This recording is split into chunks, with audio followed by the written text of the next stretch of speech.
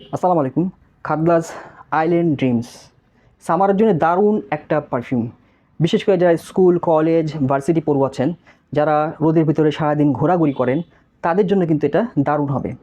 কারণ এটার স্মেলটা খুবই রিফ্রেশিং এবং ডিফারেন্ট টাইপের একটা স্মেল।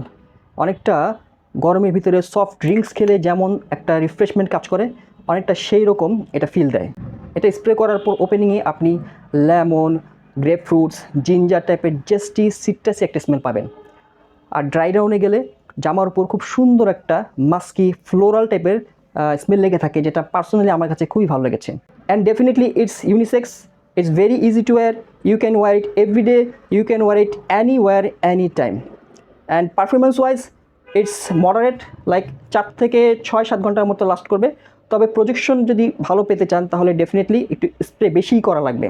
বাট স্প্রে বেশি করার কারণে কখনই এটা সাফোকেটিং বা ওভার পাওয়ারিং মনে হবে না। বরং আমার কাছে মনে হয় যত বেশি গরম পড়বে, যত বেশি স্প্রে করা হবে, তত বেশি মজা পাওয়া যাবে। এখন কথা হচ্ছে এই পারফিউমটা কি ব্লাইন্ড বাই সেফ কিনা। আমি বলবো হ্যাঁ, এটা ব্লাইন্ড বাই সেফ তাদের জন্য যারা রিফ্রেশিং টাইপের পারফিউম পছন্দ করেন। বাট যারা একটু এইজেড পারসন আছেন তাদের কাছে অতটা অ্যাপিলিং মনে হবে না যতটা ইয়াংদের কাছে মনে হবে। সো ওভারঅল আপনি যদি ডেইলি ইউজের জন্য কোনো রিফ্রেশিং টাইপের পারফিউম চান, যেটা আপনাকে গরমের ভিতরে কমফোর্ট দিবে, একটু হ্যাপি সানি টাইপের ফিল দিবে, তাহলে এই পারফিউমটা ট্রাই করতে পারেন।